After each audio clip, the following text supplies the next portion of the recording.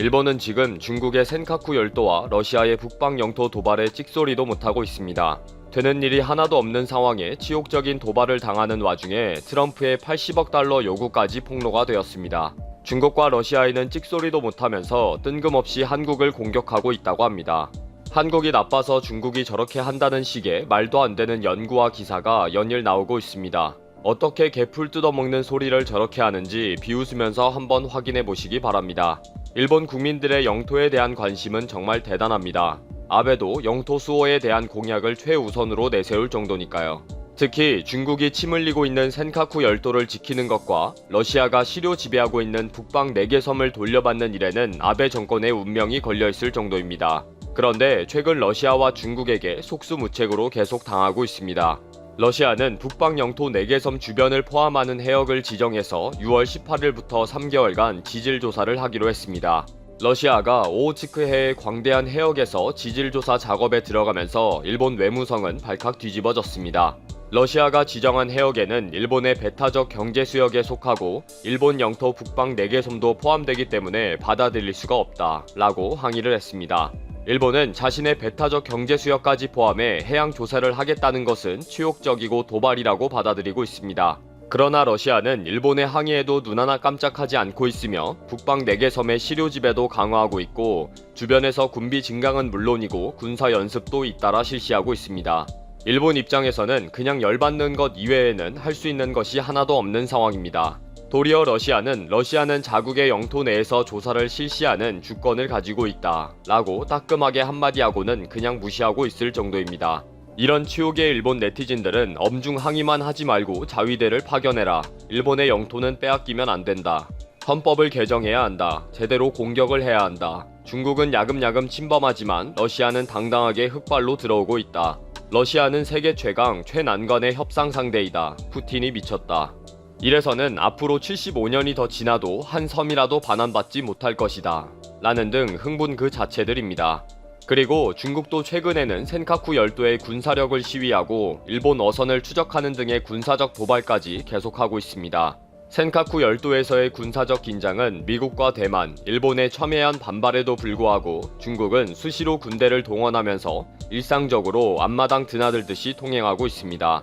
그러던 와중에 중국이 센카쿠 열도 주변 해역을 포함한 동중국해의 해저 지형 50개소에 이름을 붙였습니다. 일본은 또 한 방을 먹은 거죠. 외무성은 센카쿠 열도는 명백한 일본 영토이다. 해저 지형에 이름을 붙인다고 법적인 진실에 영향을 받는 것은 아니다. 라고 항의 성명을 발표했습니다. 물론 일본이 더 이상 할 수 있는 일은 없습니다. 중국을 쳐다보고 있을 뿐이죠. 가뜩이나 중국이 센카쿠 열도뿐 아니라 오키나와까지 강탈하려고 한다는 여론이 있어서 민감한 때인데 이런 일이 벌어진 것입니다. 중국은 포츠담 선언을 언급하면서 전후 일본은 유쿠 제도는 포함되어 있지도 않고 갸오위다오도 논해였다 라면서 오키나와도 일본의 영토가 아니라고 주장하기도 했습니다. 그런데 러시아와 중국과의 영토 분쟁을 연구하고 고민하는 학계와 언론에서 갑자기 한국이 원인이라는 식의 논리가 나왔다고 합니다. 러시아와 중국에 이렇게 말 한마디를 못하면서 일본은 뜬금없이 한국의 못된 짓을 중국이 연구해서 따라하고 있다 라는 식으로 엉뚱한 화풀이를 하고 있는 것입니다. 최근 중국이 센카쿠 열도를 침범하면서 서서히 외교적으로 중국의 영토로 만드는 것이 한국이 다케시마를 빼앗아 갈 때의 수법을 그대로 따라하고 있다는 식으로 말을 하는 것입니다. 중국의 센카쿠 탈취 작전의 본보기는 한국의 이승만이다 라는 특집 기사를 보면 중국이 한국이 일본 고유의 영토인 다케시마를 불법으로 훔친 배경과 방법 등을 연구하면서 그대로 해양 전략과 정책에 응용하고 있다 라고 주장하고 있습니다. 한국의 이승만 대통령이 1952년 1월 해양 주권 선언을 하면서 이승만 라인을 국제법에 위반되게 일방적으로 설정했는데 그것을 중국이 따라하고 있다는 것입니다. 그리고 1954년 6월 한국이 연안 경비대를 독도에 파견해서 불법 점거하면서 눈뜨고 빼앗겼다는 식의 주장을 하는 것입니다. 이런 내용들이 일본 내 학자들의 연구에서 계속 언급되면서 센카쿠 열도는 정신 차리고 지켜야 한다 라는 결론을 내리는 것입니다. 영토 분쟁에 대한 연구가 말도 안 되는 논리를 만들기 위해 비싼 돈을 들였는지 어이가 없습니다. 겨우 한국이 나빠서 착한 중국이 따라하고 있다는 식의 논리라니 말입니다. 일본은 이렇게 제정신이 아닙니다. 중국의 시진핑 방일도 물 건너갔고 아베의 러시아 방문도 없던 일이 되어버렸습니다. 그러면서 말 한마디 못하고 중국과 러시아의 모욕을 당하고 있습니다. 일본 국민들은 아베는 뭐하고 있느냐 라고 쳐다보지만 아베는 말 한마디 못하고 있는 상황이고요. 이런 상황에 최근에는 볼턴 전 미 대통령 보좌관의 회고로 그것이 일어난 방이 미국 아마존 베스트셀러 순위에서 폭발적인 1위가 되면서 일본도 타격을 입고 있습니다. 트럼프가 일본에 이미 주일 미군 주둔 비용으로 80억 달러, 약 9조 6천억 원을 요구했다는 사실이 폭로가 된 것입니다. 23일 저녁 일본 외무성의 외무차관이 바로 아베에게 달려가서 내용을 보고하고 80억 달러 문제에 대해 협의를 했습니다. 2019년 아베와 트럼프와의 회담이 5번 있었는데 도대체 언제 그런 요구를 받았는지에 대한 여론 의심이 있었기 때문입니다. 아베 정부는 볼턴의 상상력이다, 그런 요구를 받은 적이 없다 라고 부랴부랴 발표를 했습니다. 정말 되는 일 하나 없는 일본입니다. 제일 만만한 것이 혐한 분위기로 일본 국민들을 충동질하는 거죠. 그러나 일본 경제도 어려워진 상황이니 뭐라도 할 여유가 없는 상황입니다. 최첨단 기술력에서는 완전 폭망한 일본 경제이고 외교적으로도 개무시 당하는 꼴이 되어버렸습니다. 한국 탓하지 말고 앞가름이나 잘했으면 좋겠네요. 한국이라는 국가 자체의 존재감이 이렇게 큰 경우가 없었던 것 같습니다. 국가별로 한국이냐 아니냐에 따라 나라에서 각종 문제가 터지면서 국가의 긴급사태 혹은 논란으로 발전되고 있는 최근 상황 3가지를 보겠습니다. 첫 번째, 페루의 한국 진단키트 거절 후폭풍. 페루에서는 최근 한국의 진단키트를 구매하려다가 거절했고 중국산을 구입했다고 전해지고 있습니다.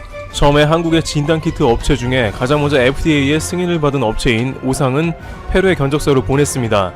그런데 이 가격을 보고 페루 보건복지부는 고민을 하다가 결국 값이 저렴한 중국 키트를 들여오기로 결정한 것 같습니다. 그러나 중국산 키트는 분량이 많았고 다시 급하게 한국의 진단키트를 요청했지만 전 세계적인 수요와 더불어 이미 가격은 처음 견적서였던 단위당 35달러에서 60달러로 상승했습니다.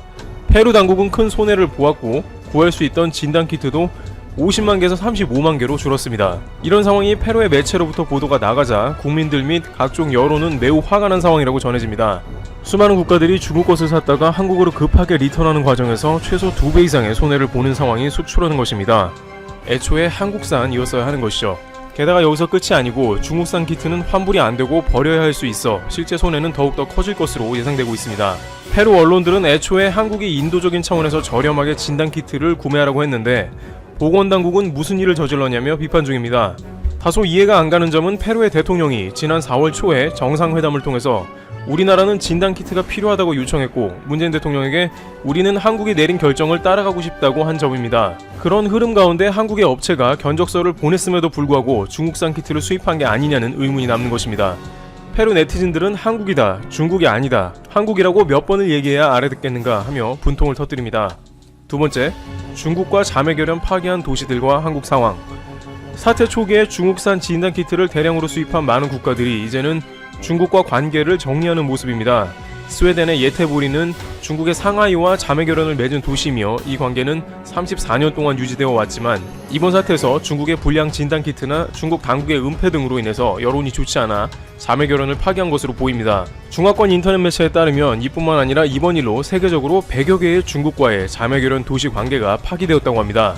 반면 한국은 자매도시와 더욱 견고한 관계로 발전하고 있습니다. 파주시는 최근 자매도시인 영국 글로스터 당국에 전신 방호복 1000세트를 지원키로 했습니다. 왜냐하면 파주는 6.25 당시 영국군이 와서 활약하던 격전지로 글로스터 대대가 있던 도시입니다. 이에 파주시는 과거의 은혜를 갚는 의미로 전격 영국의 방호복을 지원하기로 했습니다.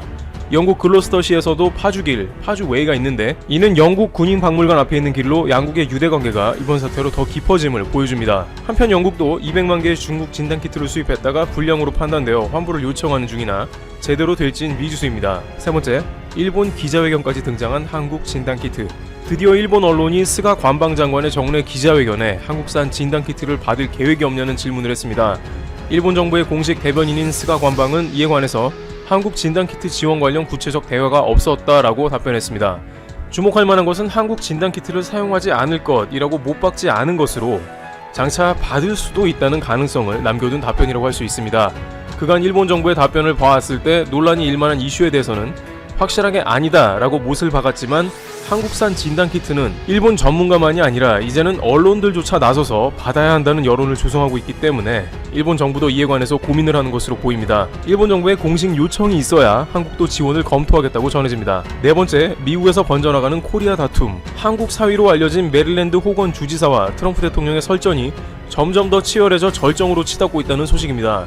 그간 트럼프 대통령이 호건 주지사가 단독으로 한국산 진단키트를 구매한 것을 강하게 비판한 것을 두고 각종 매체에 나와 트럼프 대통령을 비판해왔습니다. 그러다가 트럼프 대통령이 지난 23일 브리핑에 나와서 살균제를 한번 써보는 게 어떤가라는 큰 실수를 하자 이제 호건 주지사가 나와서 사람은 생각을 해야 한다.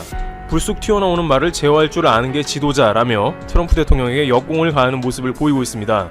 이처럼 전세계 각국에서는 뜻밖의 한국이 본의 아니게 끊임없는 사회의 논란의 불씨가 되고 있는 모습입니다. 다행인 것은 모두 한국을 투명하고 정직한 국가로 보고 있으며 한국의 도움이 어느 때보다도 절실하게 필요하다는 사실입니다. 각 국가별로 한국을 택했어야 후회가 없다. 이러한 사실은 앞으로 한국 외교와 경제에 이로움이 될 것으로 관측됩니다. 트래블튜브 여기서 마치겠습니다.